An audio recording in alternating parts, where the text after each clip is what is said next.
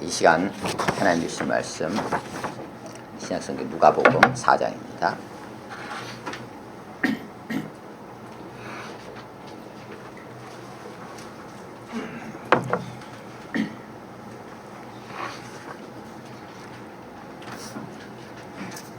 누가복음 4장 22절에서 30절입니다.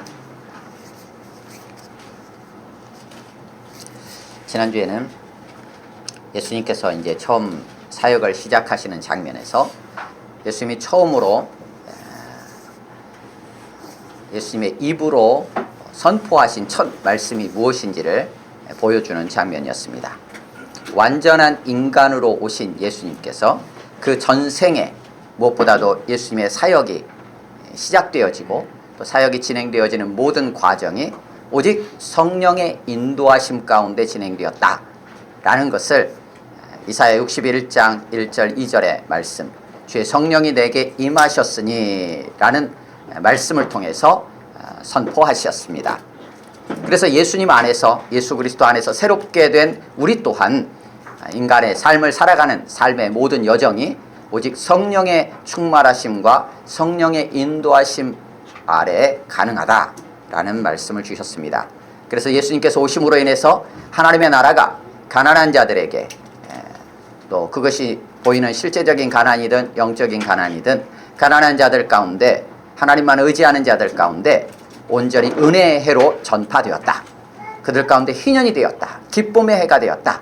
예수 그리스도께서 오심으로 인해서 우리에게 참된 안식, 쉼과 기쁨과 회복의 역사가 일어나게 되었다라는 것을 예수님께서 성취되었다라는 걸로, 너희 귀에 응하였다라는 말씀으로 선포해 주셨습니다. 이어서 오늘 본문은 복음이 성취되었다라고 선포하신 이후에 그 복음의 대상은 과연 누구인가라는 말씀을 주십니다. 그래서 오늘 22절부터 예수님께서 그렇게 회당에서 말씀을 선포하시자 그에 대해서 사람들이 반응하는 것으로 이어집니다. 지난주하고 이어지는 본문입니다. 그래서 사람들이 다 그를 칭송하고 그의 은혜로운 말에 대해서 놀랍게 여기면서 이 사람이 요셉의 아들이 아니냐라고 사람들 안에 수군거림이 있게 됩니다. 그에 대해서 예수님께서 너희가 반드시 의사야 너 자신을 고쳐봐라 라는 속담을 인용하면서 가버나움에서 행했던 일을 내 고향 여기서도 한번 행해라 라는 말을 하게 될 것이다. 그러면서 예수님께서 선지자가 고향에서는 환영을 받는 일이 없다 라는 말씀을 통해서 고향에서 배척당하는 것에 대해서 확인을 하십니다. 그리고 나서 구약의 두 가지 사건을 예로 드시면서 상황을 좀 악화시키십니다. 하나는 엘리야 시대에 하나님께서 누구에게 엘리야를 보내셨느냐, 이스라엘의 모든 사람들이 있었지만, 힘든 사람들이 다 있었지만 그들에게는 보내지 아니하시고 오직 사렙다에 있는 한 과부에게만 하나님께서 엘리야를 보내셨다. 또한 엘리사 시대에는 어떻게 하셨느냐, 이스라엘의 문둥병자, 나병 환자가 그렇게 많이 있었지만 엘리사를 통해서 문둥병자를 고친 이는 오직 나만 한 사람뿐이었다 라는 말씀을 하십니다. 그러자 회당 안에 있었던 모든 자들이 크게 분노하고 화를 내면서 예수님을 동네 밖으로 끌고 나가게 됩니다. 그리고는 산 낭떠러지까지 끌고 가셔서 예수님을 밀어뜨리려고 하는 상황이 펼쳐집니다. 그때 예수님께서 그들 가운데를 지나서 가셨다라는 내용이 오늘 본문의 내용입니다. 우리 함께 읽겠습니다. 누가복음 4장 22절에서 30절입니다. 시작. 그들이 다 그를 증언하고 그 입으로 나오는 이 사람이 요셉의 아들이 아니냐. 예수께서 그들에게 이르시되 너희가 반드시 의사야 너 자신을 고치라 하는 속담을 인용하여 내게 말하기를 우리가 들은 바 가버나움에서 행한 일을 네 고향 여기서도 행하라 하리라. 또 이르시되 내가 진실로 너희에게 이르노니 선지자가 고향에서는 환영을 받는 자가 없느니라. 내가 참으로 너희에게 이르노니 엘리야 시대에 하늘이 3년 6개월간 닫히어 온 땅에 큰 흉년이 들었을 때 이스라엘에 많은 과부가 있었으되 엘리야가 그중 한 사람에게도 보내심을 받지 않고 오직 시돈 땅에 있는 사렙다의 한 과부에게 뿐이었으며 또 선지자 엘리사 때 많은 나병 환자가 있었으되 그 중에 한 사람도 깨끗함을 얻지 못하고 오직 수리아 사람 나만 뿐이었느니라. 회당에 있는 자들이 이것을 듣고 다 크게 화가 나서 일어나 동네 밖으로 쫓아내어 그 동네가 건설된 산 낭떠러지까지 끌고 가서 밀쳐 떨어뜨리고자 하되 예수께서 그들 가운데로 지나서 가시니라. 아멘. 본문 말씀을 3, 4분 정도 각자 개인이 묵상하는 시간을 가지겠습니다.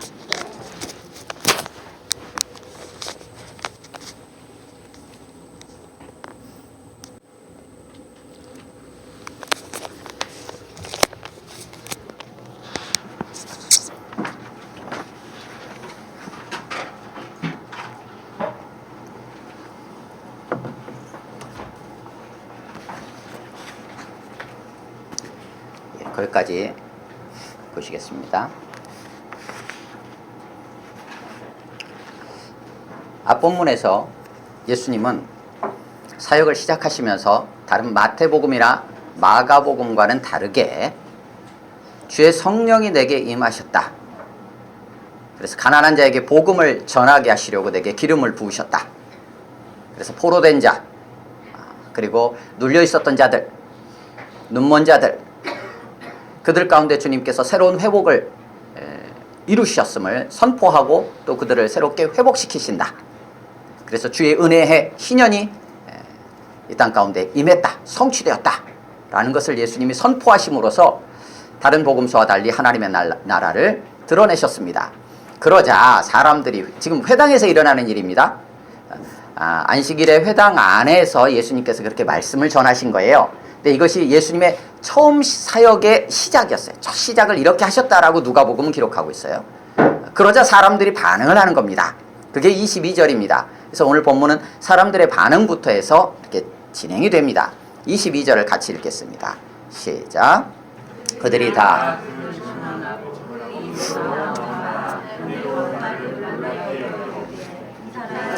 요셉의 아들이야. 예. 그들이 다 그를 증언했다. 다시 말하면 그들이 다 그에게 칭찬했다 라는 거예요. 회당에 있던 자들이 예수님께 칭찬을 한 거예요. 그리고는 은혜로운 말에 대해서 그들이 받아들이게 은혜롭게 받아들였던 거예요.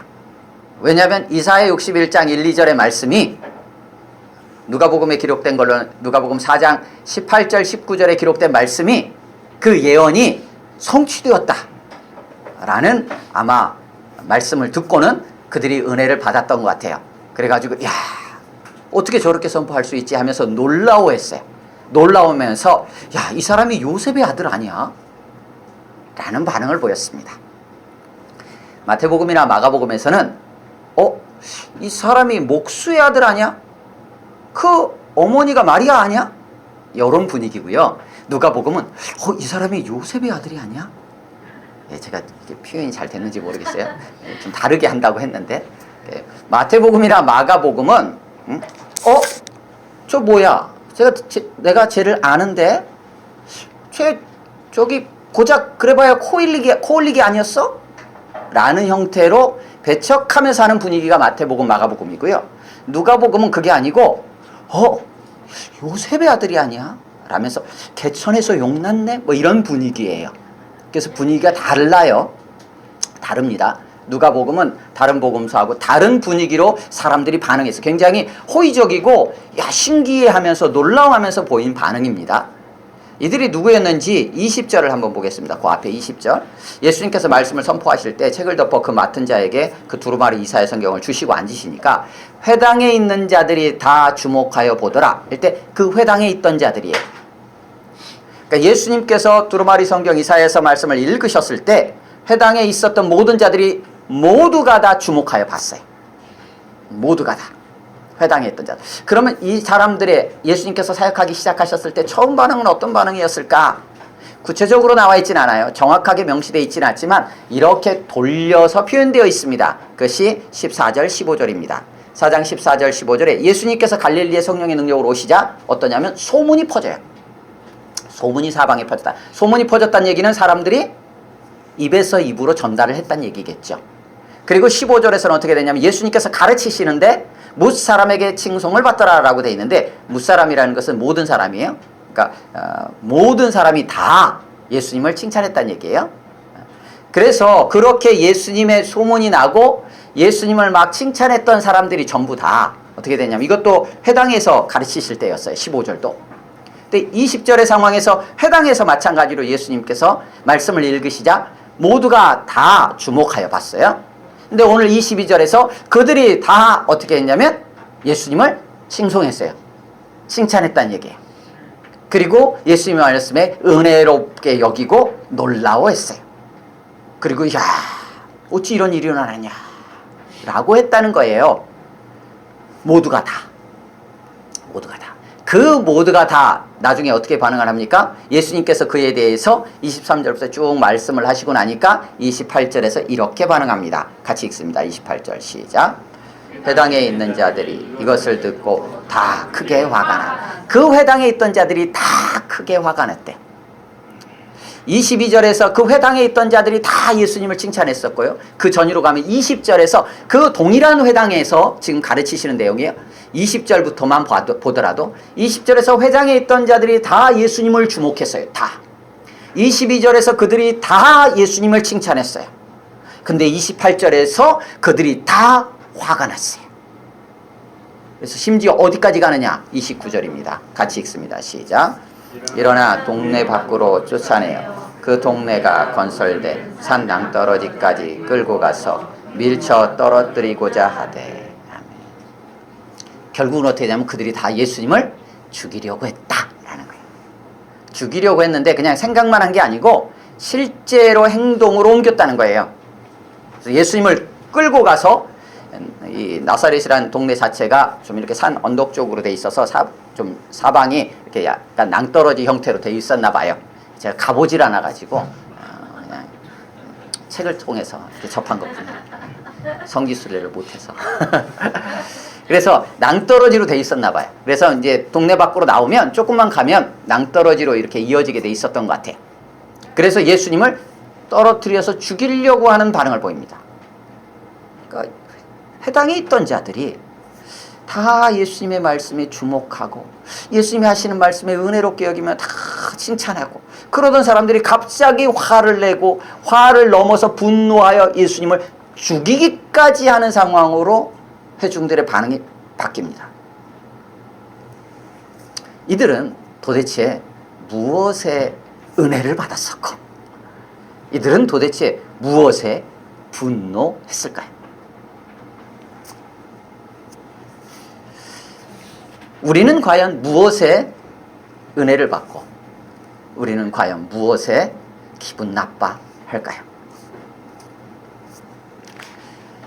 사람들은 왜 이렇게 분노하게 됐을까? 그 사이에는, 이 변화의 중심에는 누가 계셨냐면 예수님이 계셨어요.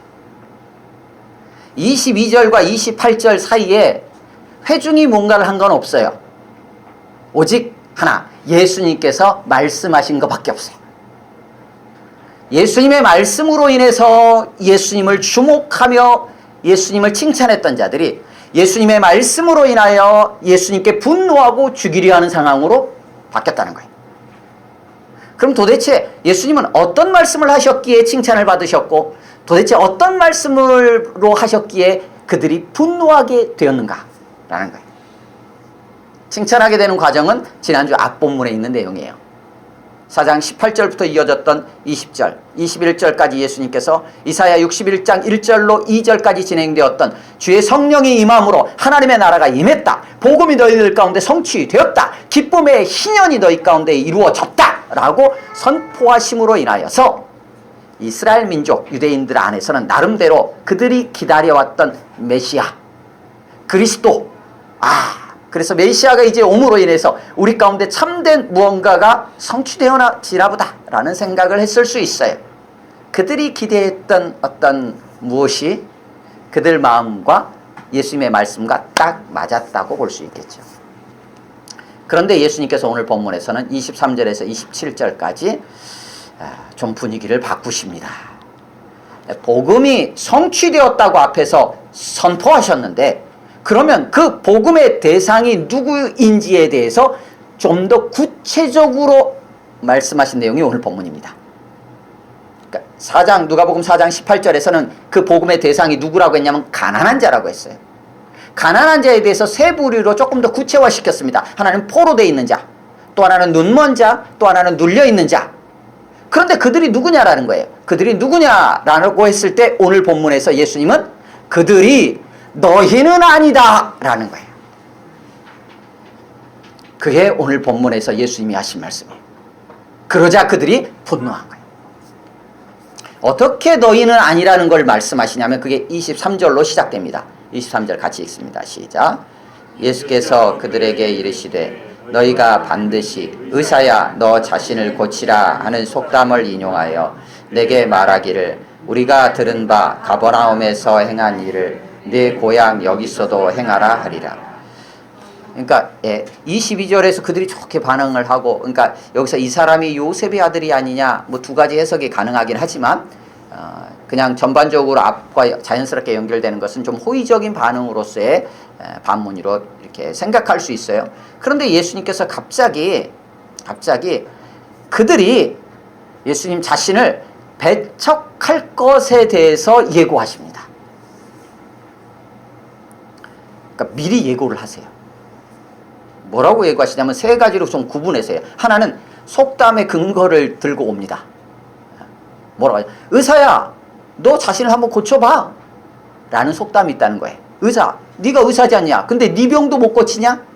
이런 형태의 표현이에요. 그런 속담이 이스라엘에 있다는 거예요. 의사야 너 고쳐봐 라는 속담이 있는데 그걸 인용해 가지고 이 사람들이 그렇게 말을 할 거라고 예수님께서 미리 예고하시는 거예요. 실제로 그렇게 말을 한 게 아니라 그들 안에 그런 생각이 있었다라고 짐작할 수는 있을지 모르지만 예수님 그렇게 그냥 미리 그들의 마음 안에 있는 것, 그들이 앞으로 할 얘기를 미리 예고하시는 거예요. 예상해서 예고하시는 거예요. 그러면서 내용은 뭐냐? 가버나움에서 이적을 많이 행하지 않았느냐? 그러니까 네 고향 여기서도 한번 행해봐라 라고 할 거라는 거예요. 그것에 대해서 예수님께서 그냥 확인을 시키는 한마디를 하십니다. 선지자가 고향에서는 환영을 받는 일이 없다. 이 세 가지로 구분해서 말씀하심으로써 지금 나사렛 사람들이 예수님을 배척할 것이라는 것을 미리 짐작해서 예고하십니다. 한마디로 말하면 고향 사람들이 예수님을 배척할 거라는 거예요. 그렇게 예수님께서 생각하셨어요. 이걸 이제 우리 시대로 저기 표현한다면 이런 거예요. 누가 말을 안 했어요. 말을 아무 말도 안 했는데 괜히 자기 혼자서 속에 저 사람이 나를 싫어할 거야. 그래가지고 나를 미워할 거야. 그래가지고 나를 다시는 안 볼 거야. 라고 혼자 생각하는 거하고 비슷한 느낌이에요. 그러면 어떻게 생각합니까? 요즘 우리는 자존감이 낮다. 뭐 사람이 그러냐. 그렇게 생각할 필요 없는데 그냥 좋게 생각해라. 이런 식으로 반응할 수도 있는 부분이에요. 근데 예수님께서 그렇게 말씀하셨다는 거예요. 그러면서 이제 방향을 조금 바꾸십니다.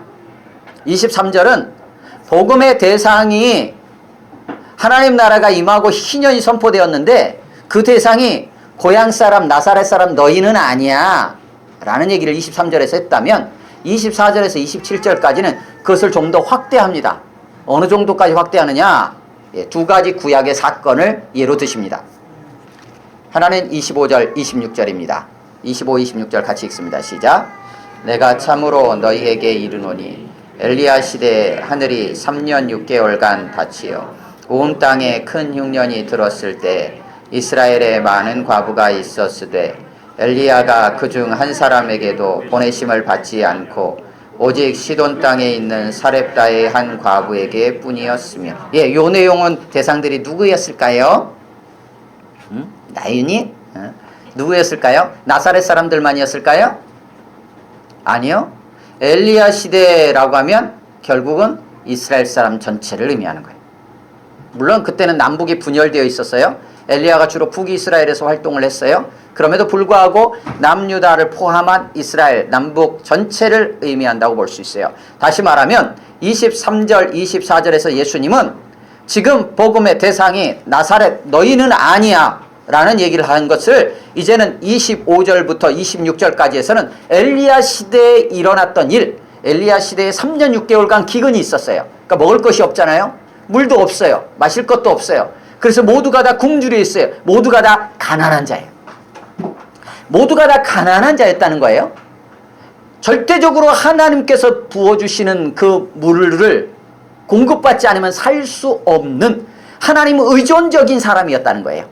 자기 안에서 회복하고 살 길이 없었다는 거예요. 그들이 가난한 자예요. 다른 이의 절대적인 도움 없이는 내 스스로 무언가 생명을 유지할 수 없는 이들, 그들이 가난한 자예요. 다른 이의 도움 없이는 내 마음이 회복될 기미가 내 안에서는 나올 수 없다라는 것을 아는 자들, 그들이 가난한 자예요. 다른 곳으로부터는 오지 아니하면 내 안에 죄의 문제가 내 스스로는 해결될 수 없다는 것을 아는 자들, 그들이 가난한 자들이에요. 그래서 엘리야 시대의 3년 6개월이라는 기근은 결국 이스라엘 백성 전체가 스스로 그들 스스로 우리가 가난한 자구나, 절대적으로 하나님을 의지하지 않고는 살아갈 수 없는 자들이구나 라는 것을 인식할 수 있도록 주어지는 좋은 기회였어요. 그런데 그러지 못했던 것 같아요. 그래서 그 중에서 딱 한 사람, 그것도 이스라엘 사람이 아닌 이방 사람인 사렙다라는 지역의 한 과부에게만 엘리야가 보내심을 받습니다. 보내심을 받았다는 것은 하나님께서 그 여인에게만 보내셨다는 거예요. 다시 말하면 하나님의 복음이 이스라엘 땅이 아닌 이스라엘 사람 중에는 한 사람에게도 복음이 전해지지 않고 복음이 들어가지 않고 이방 나라 가운데 복음이 흘러갔다는 거예요. 하나님께서 희년이다, 기뻐해라라고 외치는 그 외침의 대상이 이스라엘이 아닌 이방의 한 여인이었다는 얘기예요. 그게 25절, 26절의 내용이에요. 그러니까 지금 흐름으로 보면 나사렛 고향 사람들 너희도 아니야. 그런데 이스라엘 사람도 아니야. 그리고 이방의 한 여인이야 라는 예수님의 말씀인 거예요. 하나님께서 메시아를 보내신 게, 나를 보내신 게 너희 때문이 아니야. 너희에게 보내는 게 아니야. 이방의 한 여인에게 보내는 거야 라는 말씀인 거예요. 그렇게 받아들일 수 있는 거예요. 거기에서 한 가지를 더 들어서 확실하게 도장을 찍습니다. 그게 27절입니다. 같이 읽습니다. 27절 시작. 또 선지자 엘리사 때 이스라엘에 많은 나병 환자가 있었으되 그 중에 한 사람도 깨끗함을 얻지 못하고 오직 수리아 사람 나만 뿐이었느니라. 엘리사 시대, 엘리야의 후임으로 쉽게 말하면 엘리사가 선지자 역할을 감당했어요. 근데 엘리사 때도 마찬가지예요. 이스라엘 땅 전체에 나병 환자들이 있었어요.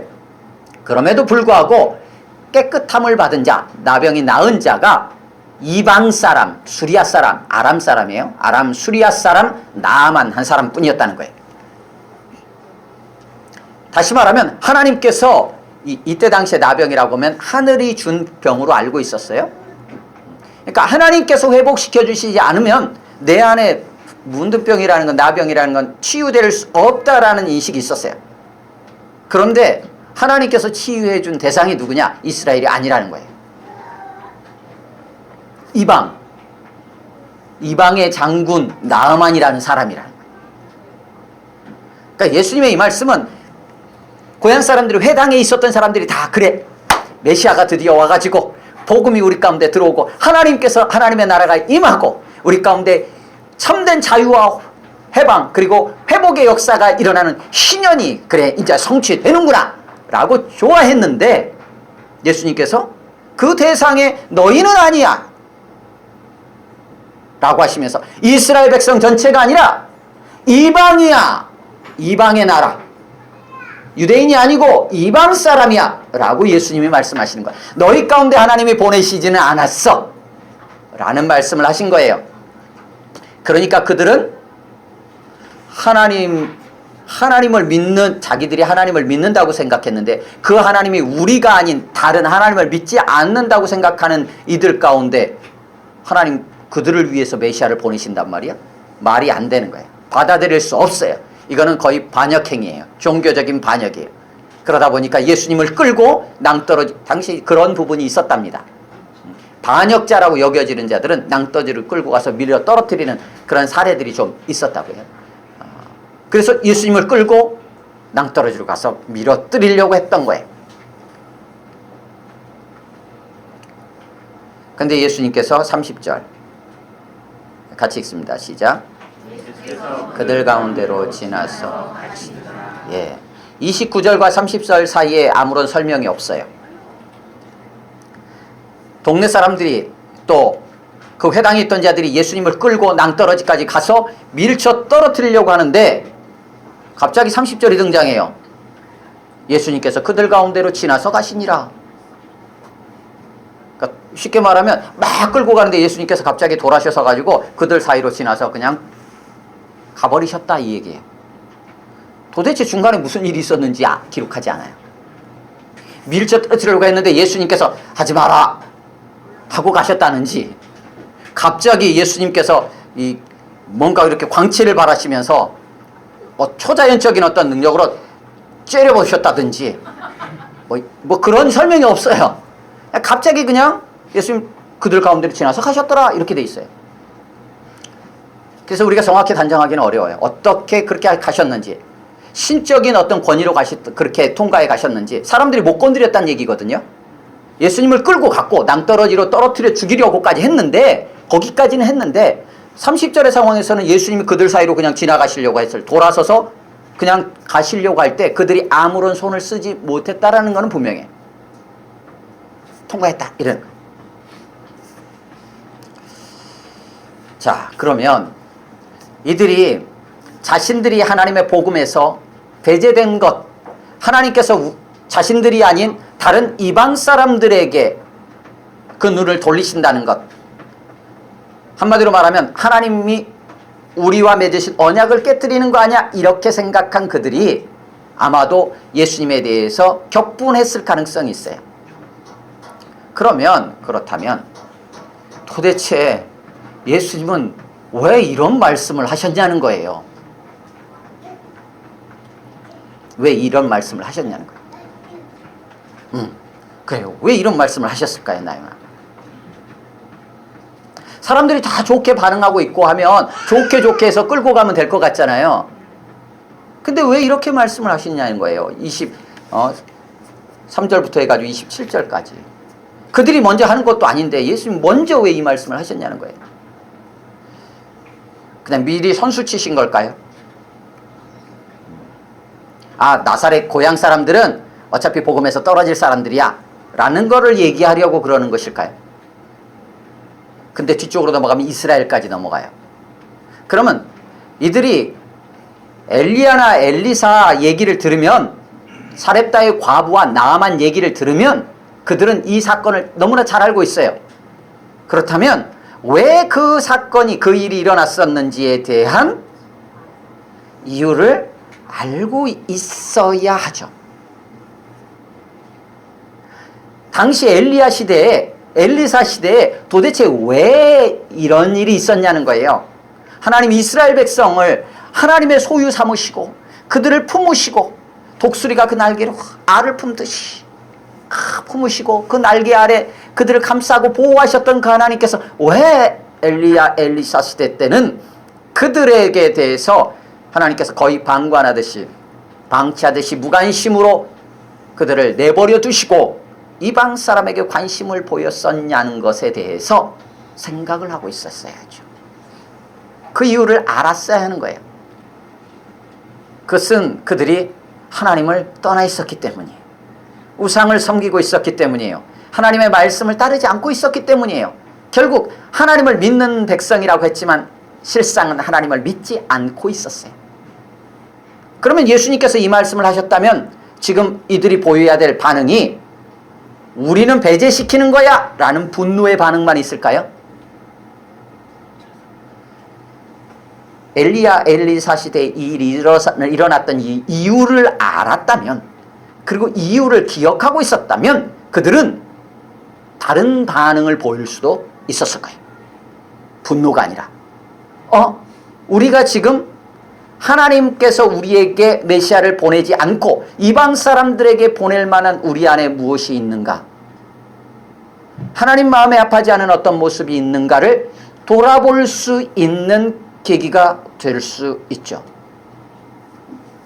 그런데 그들 스스로가 하나님에게서 절대 떠나지 않는, 하나님은 절대 우리를 버리지 않는, 하나님은 완전히 내 편이야, 내가 무엇을 하든 이라는 생각 속에 완전히 사로잡혀 있었던 것처럼 보여요. 그래서 4장 18절에 의하면 이미 그들은 포로된 자가 아니에요. 눌린 자가 아니에요. 눈먼 자가 아니라고 생각하고 있어요. 그들 스스로. 한마디로 가난한 자가 아니에요. 그러기에 하나님이 없어도 되는 자들이에요. 왜냐하면 자기들이 복음의 대상이라고 지금 생각을 하고 있어요. 그런데 예수님이 이렇게 말씀하셨을 때 그것에 대한 이유를 돌아볼 수 있는 여유가 없어요. 아마도 예수님은 나사렛 고향 사람들로 하여금 그들 자신을 돌아보게 하시고 복음에 대해 복음을 받을 수 있는 자의 위치로 나오도록 기회를 주시기 위함은 아니었을까, 이런 생각을 한번 해보게 돼요. 우리는 진정한 복음의 대상인가? 회당에는 있는데 복음을 받아들일 수 없는 자의 위치에 있는가? 이스라엘인이요 유대인이라고 생각하고 있는데 복음의 대상은 아닌가? 우리는 어디에 속해 있는가? 한번 돌아봐야겠죠. 마지막으로 한 가지, 예수님은 도대체 왜 상황을 이렇게 극단적으로 몰고 가셨을까라는 거예요. 마태복음이나 마가복음에는 이런 형태로 기록되어 있지 않습니다. 그리고 배척당하는 상황도 마태복음은 한참 뒤에 나와요. 마태복음 13장이나 가야 나오고요. 마가복음도 6장이나 가야 나와요. 처음 사역을 시작하시자마자 배척을 당하는 상황이 되고 거기다가 죽임을 당할 수 있는 상황까지, 사람들이 실제적인 행동을 통해서 예수님을 죽이려 한 상황까지 벌어지는 것은 누가복음에만 기록이 되어 있어요. 그것도 사역의 시작과 함께. 왜 하나님은 예수님은 이렇게 상황을 아주 악화시켰을까라는 거예요. 처음에는 분위기가 좋았어요. 분위기가 좋았는데 왜 상황을 이렇게 몰고 가셨냐는 거예요. 이거는 전적으로 예수님의 의지로 하신 거예요. 이렇게 몰고 가신 거예요. 마태복음이나 마가복음은 달라요. 마태복음에서는, 그것도 마태복음 13장으로 넘어가면 나사렛 고향 사람들이 예수님을 배척하는 장면이 나오는데, 그러므로 인해서 예수님께서 믿음 없음으로, 저들이 믿음 없음으로 인하여서 내가 여기서는 아무 능력도 행하지 않겠다, 뭐 이런 형태로 표현이 되어 있어요. 마가복음 같은 경우는 마가복음에 오히려 믿음이 없음으로 말미암아 내가 아무것도 행할 수 없다라고 나와 있어요. 그러니까 마가복음에는 예수님께서 고향에서 무슨 능력도 행하실 수 없다, 못한다라고 표현이 되어 있고요. 마태복음에서는 이렇게 고향 사람들이 배척함으로 인해서 예수님께서 안 한다라고 표현이 되어 있어요. 내가 안 한다.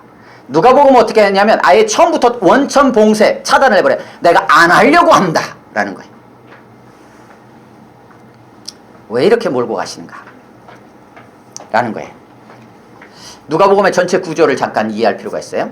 자, 누가복음은 어떻게 시작하냐면요, 장소적으로 성전에서 시작합니다. 누가복음 1장 5절부터 제사장 사가랴가 성전에 들어가 가지고 예물을 드리고 제사 드리는 상황 속에서 천사가 임하면서 시작이 돼요. 성전에서 시작이 돼요. 근데 누가복음은 어디에서 끝나느냐? 성전에서 끝나요. 누가복음 24장 맨 마지막 절을 보면 늘 성전에 있어 하나님을 찬송하니라. 자, 누가복음은 성전위로 시작해서 성전위로 끝납니다. 그러면 성전위로 시작해가지고 등장하는 첫 개념의 중요한 개념이 뭐냐? 누가복음 1장 전체를 주관하고 있는 개념이 있어요. 성령 인도하심이에요. 그러면 누가복음 24장 맨 마지막에 성전에서 하나님을 찬송하는 내용으로 끝나는데 그 전에 바로 어떤 내용이 있느냐? 제자들에게 위로부터 능력이 비올 때까지 너희는 여기 이 성에 머물러라. 다시 말하면 성령의 충만함을, 성령의 임하심을 기다리라 라는 내용으로 제자들에게 안내하십니다. 성전으로 시작하여 성전으로 끝나고 그 안은 성령의 인도하심 가운데 성령의 강림을 기다리는 내용으로 감싸져 있어요. 그러면 그 성령의 인도하심 가운데 1장부터 진행되었던 모든 것들을 가운데 예수님이 어떻게 하셔요? 태어나셔요. 그러면 성령을 기다리는 사건 바로 전에 예수님에게 어떤 일이 일어나요? 예수님이 부활하셔요. 성전에서 시작하고 끝나고 그 안에 성령님께서 역사하시고 그 안에 예수님이 나시고 부활하신 사건이 있어요. 그러면서 예수님이 나시고 나서 사역이 시작되어지는 오늘 본문에서 어떤 사역이 시작이 되느냐, 그 사역과 함께 사람들의 반응이 예수님을 죽음으로 몰고 가요. 그게 오늘 본문이에요. 누가복음에만 있어요. 예수님이 부활하시기 전에 어떤 일이 일어나요? 십자가의 죽으심이 있어요. 예수님의 사역의 시작과 끝이 죽음이에요. 누가복음은 구도를, 누가복음 전체의 예수님에 대한 설명을, 복음을 기록하면서 예수님의 사역과 끝을 죽음으로 연결시켜요. 그리고 그 안에 예수님의 삶이 펼쳐져요. 이게 누가복음의 구조예요. 이걸 정리하면 성전은 하나님께서 구약시대 이스라엘 백성들과 언약을 맺으면서 그들과 함께 하시겠다, 내가 이제 여기서 너희를 만나겠다 하시는 하나님의 실제적인 모습이에요. 구체적으로 그들이 하나님을 만나는 장소예요. 성전. 언약과 관련되기도 해요. 근데 그 언약이 하나님께서 누가복음 처음에 그랬죠. 이름들을 통해서 언약을 하나님이 기억하셔서 그 언약대로 은혜를 베푸신다고 했잖아요. 그래서 그 역사를 시작하시는 분이 누구냐면 성령님이세요. 그래서 성령이 충만하여 성령이 역사하기 시작하는 거예요. 창세기 1장 2절하고 똑같아요. 하나님 태초에 천지를 창조하시면서 땅이 혼돈하고 온 땅에 흑암이 깊음 위에 있을 때 하나님의 신이 수면에 운행하시면서 생명의 기운을 불어넣었던 사건하고 똑같아요. 생명의 역사를 하나님께서 하시는데 어떻게 하냐, 성령님을 통해서 하시는 거예요. 그래서 성령님께서 주도하셔서 역사들을 이루어 가셔요. 그러면서 어떤 일이 일어나냐, 예수 그리스도 생명의 역사가 일어나요. 예수님이 이 땅 가운데 오셔요. 그러면서 예수님께서 하시는 일이 어떻게 되느냐, 이 땅에 왜 오셨느냐, 십자가의 죽음과 연결되어 있어요. 그래서 누가복음은 죽음을 기록하고 있어요. 그래서 죽음으로 끝나요. 그게 누구를 위함이에요? 가난한 자, 그들을 위함이에요. 절대적으로 하나님만 의지할 수밖에 없는 자, 내가 주인임을 아는 자, 하나님의 도우심 없이는 살아갈 수 없다고 고백하는 자들, 주님 품 안에 나오는 자들, 이스라엘이라는 혈통적인 걸로 되는 문제가 아니에요. 그래서 우리 또한 어떻게 되느냐, 하나님의 언약을 기억하고 성령이 임하심으로 말미암아 새롭게 거듭날 때만이 우리의 인생의 삶이 온전하게 사라질 수 있다는 거예요. 누가복음 전체를 통해서 예수님의 사역과 하나님의 하시는 모든 일을 이렇게 보여주셔요. 구약에는 하나님께서 성전을 통해서 우리 가운데 보여주시고 임하셨는데, 이제 신약으로 넘어오면서 예수님께서 육신을 입고 오심으로 하나님이 직접 이 땅 가운데 우리 가운데 나타나 주셨어요. 이제 성령이 임하심으로 우리 안에 하나님이 동행하시고 우리 안에 함께 하시는 역사가 시작되었어요. 오늘 본문을 통해서 하나님께서 이렇게 복음의 역사들을 이루어 가시고 계시고 그 대상으로 나사렛 고향 사람들을 결코 배제시키려 함이 아니었어요. 이스라엘 사람들을 절대 제외시키려고 하시는 게 아니었어요. 이방 사람들만을 위한 건 아니었어요. 그들이 돌아오기를 소망하는 아버지의 마음으로 이방 사람들까지도 품고 계신 하나님을 보여주고 있는 거예요. 우리 또한 그래서 이 자리에 지금 있게 돼 있죠. 주님의 오심은 우리 모두, 온 인류, 온 세계, 온 우주의 회복과 온 땅에 하나님의 임재하심으로 하나님의 나라가 성취되도록 하기 위함이셨어요. 거기에 우리 또한 그 자리에 포함이 되어 있어요. 그렇다면 진정 내가 그 자리에 있는가? 그 대상인가? 거기에 속해 있는가? 오늘 보인 사람들과 같이 반응한다면 거기에서 내 스스로 발을 빼는 게 될 거예요. 하나님은 이렇게 언약을 기억하셔서 성령으로 우리 가운데 충만히 임하셔서 오늘도 생명의 역사를 불어넣고 계세요. 우리의 마음을 기경하고 계시고 우리의 마음을 새롭게 하시려고 하고 우리로 하여금 주님을 믿고 나아갈 수 있도록, 주님을 알고 주님을 따라갈 수 있도록 우리를 이끌어주고 계세요. 성령님께서 우리의 눈에 보이지 않지만 오늘도 역사하고 계세요. 우리 마음 안에서 역사하고 계시고 우리의 삶에서, 우리의 모든 관계 속에서 역사하고 계세요. 그 안에서 그 주님만을 붙잡고 나아가는 자들 안에 진정한 복음이, 하나님의 나라가 지금 이 시간 바로 그 순간에 우리 가운데 온전히 임하였음을 알게 될 거예요. 온전히 주님만을 붙잡고 귀에 들려오는 어떤 소리들에 의해서 그냥 왔다 갔다 하는 게 아니라 정말 아버지의 마음을 우리 마음 가운데 받아들이고 참 복음을 받은 자로 신년의 기쁨을 아는 자로 그렇게 하나님의 나라를 누리며 나누며 살아갈 수 있기를 주님의 이름으로 축원합니다. 함께 기도하겠습니다. 이 시간 기도할 때 오늘 주신 말씀들을 한번 돌아보면서 기도하시고요. 우리 자신은 어떤 자리에 있는지 또 우리의 인생은 지금 어느 시점으로 흘러가고 있는지 한번 돌아봤으면 좋겠습니다. 그리고 주님이 이렇게 누가복음을 통해서 주님이 완전한 인간으로 오셔서 사시는 이 모든 과정을 통해서 우리의 삶도 동일하게 주님을 따라간다면 그렇게 살아갈 때에 가장 우리가 복된 자, 또 사람으로서의 가장 기쁨을 누리게 될 것입니다. 그 과정이 예수님은 오직 죽음으로 딱 한 표현으로 한 단어로 표현이 되었지만 우리의 삶의 어떠한 모습으로 어떻게 다가올지 우리가 알지 못합니다. 그럼에도 불구하고 온전히 하나님만을 의지하며 주님만을 온전히 따라갈 수 있는 믿음의 삶을 살아갈 수 있도록 성령 하나님 함께 해달라고 좀 기도하시고요. 여러분의 가정과 또 우리 교회를 위해서 한 1분